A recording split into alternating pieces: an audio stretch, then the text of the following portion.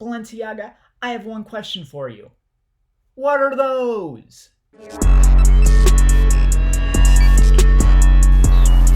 Okay, guys, I can't stay silent anymore. It is time to talk about what? About the 2020 elections. I'm just kidding. You guys probably have no interest in that. I do have some strong opinions, but no, today we are talking about the new Balenciaga shoe announcements that have been making headlines lately. In recent weeks, they have come out with not one, but two new shoe silhouettes that have people really talking. Some of the headlines have been positive and others have been negative, but I think we really need to dive in and look at why they are releasing these insane shoes. But before we get going, I've looked into it and a very tiny percentage of you are actually subscribed to the channel. So it doesn't cost you anything. If you like the content I make, just click that subscribe button and I thank you profusely. Now let's talk a bit about the shoes themselves. The first model they announced was the X-Pander. And this thing, of course, has this crazy go-go Gadget heel that has a spring in it, and it's spring-loaded and it springs you with each step. It's insane. And it's not just a little spring either. The thing looks massive. I feel like when it's fully compressed, you look like Danny DeVito, and when it's fully expanded, you're gonna look like Arnold Schwarzenegger, right? It's just ridiculous the amount of spring in this. And now the other shoe that they've just announced, and this one has maybe gotten even more attention, this one is officially called the Toe Lace-Up, but it's probably more commonly referred to as just the toe sneaker, because this one, it's also got this kind of extending heel, but it also has a Vibram sole with all 5 toes separated. Of course, we've seen the Tabi style gain a lot of traction. Even Matthew M. Williams at Givenchy, he's done these 3 toes split off heels, but this is the first time from a luxury house we're seeing all 5 toes get split apart, and it is something to behold, I will say that. So this is a lot of new shoe announcements for a luxury house at once, especially one that's so known for their shoes and really puts a lot of time into them. And it got me thinking, why are they doing this? And I really think it has to do with potentially the waning amount of hype they've been getting for their sneakers. Of course, Demna came in really hot in his time at the house, coming out with not one, but 2 really massive sneaker releases. He did the Speed Trainer, which pretty much single-handedly launched that luxury sock sneaker vibe that every house has a model of. And of course, he also did the Triple S, which launched the dad shoe vibe. I would say that one is very much modeled after Raf Simons' Oswego's with Adidas, but he really kind of took that to a new level with the chunkiness of those sneakers, and those were and continue to be absolutely massive. But the thing is, they really haven't been able to replicate that success. Of course, there are still the track sneakers, and those are relatively popular, but even more recently, there was the Zen kind of Taekwondo sneaker, which really didn't set anything on fire. And there was the Tyrex, which I'd say was slightly better and did get a bit more attention, being a bit of more of a building on that musculature vibe of the track sneakers, but even the Tyrexes didn't seem to sell super well. I mean, think about it. At this point, both the Triple S and the Speed Trainers are a few years old and haven't been updated except for certain colorways and stuff, but you go into any Nordstrom, Neiman Marcus high-end boutique like that, they're still going to be stocking those non-stop. It's even somewhat likely that you'll still see them stocking track sneakers as well on the floor. But all good things must come to an end, and I'm sure the sales for those sneakers aren't as good as they were in their heyday. So Balenciaga probably feels a bit of pressure to really get some of those headlines back and create new trends like they did with both of those sneakers. So let's talk a bit about the X-Panders first. So these ones, they really have kind of an Asics vibe, like that classic running sneaker, but of course with that insane gimmicky sole. And they also do continue that kind of musculature vibe, natural human body vibe of the track sneakers and later the Tyrex. If I had to guess, I would say that this is their attempt at recreating the success of the Triple S because of course it is kind of a chunkier silhouette. Looking at it from that angle, you'd have to say that the toe lace-ups, on the other hand, are the attempted replacement for the Speed Trainers because these ones had a knit upper and that rubber sole as well. But in this case, the sole is a Vibram, which is a really nice sole. Like other luxury brands like Alix are also big fans of the Vibrams. There is one more question and issue I see with the toe lace-up specifically, and it's the same issue that comes up with tabi sneakers.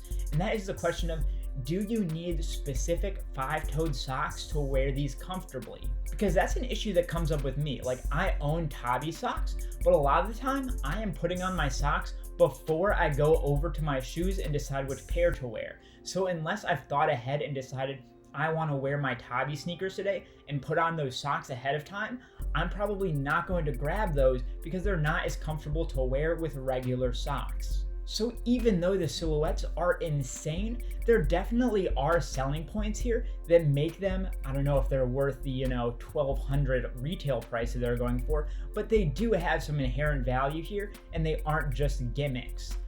But that being said, they are much, much more gimmick than not, I would say. So let's break it down this way. The speed trainers, I would say, were 80% substance and 20% gimmick, with that kind of slightly enlarged sole and such. The triple S's, on the other hand, I'd say were an even 50-50 between substance and gimmick. And again, I think that's why they worked so well, because they fulfilled both angles. Now, if we continue to these two new styles, I would say that those kind of ratios are getting a bit skewed. For the X-Pander, I'd say it's maybe 80-20 gimmick versus substance. And the toe shoes, my God, those have to be 90-10. So what does that mean for Balenciaga? I mean, it's pretty interesting and I definitely want to see where things go, but I think what it really says is that they're gonna get headlines, and of course I'm sure people will buy them, but I think it's gonna be much, much harder for people to really imagine themselves wearing these. Like, I own both a pair of speed trainers and a pair of triple S's, and I can throw looks together with both of those no problem. But when I look at both of these new ones, the X-Panders and the toe lace-ups, I have a really, really tough time putting together those looks in my own head of where would I wear these? What would I wear them with? In what situation would I want to be wearing them? And that makes it much less likely for me to purchase them. So like I said, these shoes are getting headlines. I mean, Vogue said that the X-Panders are shaping up to be the sneakers of this season. And that is kind of hard for me to believe. I mean, I think that Demna is like a god among men, god tier designer, and I'm such a huge fan, but I'm like, who is buying these? I don't know, like pole vaulters to get some extra height? I just don't know. I mean, think about those stockists that I was mentioning. I really don't see, Nordstrom stocking this on the floor for years to come. Maybe they put in that initial order and it sells, but do they reorder in the same amount? Do they have the confidence that these will continue selling season after season in colorway after colorway? I just don't really know. The toe lace-ups are even more questionable to me, honestly. Like, these, I again think will sell. People will buy them just for that gimmick, that 90% gimmick ratio, because they're so wild and they really might be a collector's item or something. Like, I could see that. These could be in like a contemporary museum of design at some point. They are that cool. But at the same time, what is that use case? I mean, this is not the first brand to do these kind of 5-toed shoes, but usually the brands that do those are like outerwear, hiking, running brands. And that's really the best use for these. But who is going to spend $1,300 on a pair of shoes and then take them out hiking in the dirt and the mud just to mess them up? Like, maybe if you're a millionaire, billionaire, but honestly, most people that buy these shoes, despite their price points, are not that rich. Like, I am far from the type of person that likes to keep my sneakers dead stock. I buy shoes to wear them, but even so, with both my speed trainers and triple S's, I take them out, and when I get back, I'm inspecting them for every little scuff and mark and scrubbing those away, because they are an investment for me, and I don't want them to get messed up. But there is one unknown factor here that could really throw a wrench in the works of everything I've been saying. And that is the potential comfort of these spring heels that Demna has come up with. Because it is totally possible that these things are so revolutionary in the comfort and feel of a sneaker that people just like can't live without them. Like, as soon as they try this on, they're like, I am never wearing another sneaker again. And if that is the case, then I could be very, very wrong, and these could do super well for Balenciaga. But again, I do think it's really interesting some of these cues that Demna is still taking from Raf Simons' Oswego, because those did have those kind of shocks at the heel in the midsole, and I do see that inspiration still in these shoes today. So the headlines have actually been really good and really positive, if kind of confused, but the reaction from the average person has been much, much more divisive. Like, I see people in every forum, on every Instagram post about this in the comments saying, these things are disgusting, these are fugly, who would pay for these? So I think the average person is much, much more wary of these than the kind of style editors. But the thing is, once you get past the gimmicks, the design is still really good. They're really sleek and very much in line with what people are looking for right now, I think. Like, the X-Panders very much have that ugly chic 90s sneaker styling that people are really into right now. And the toe lace-ups just continue with that sock sneaker trend that is still going strong as it ever was. Like, even if the speed trainers are dying a bit, they're still huge, as are Adidas NMDs and all the other sock sneakers that every other luxury brand is making.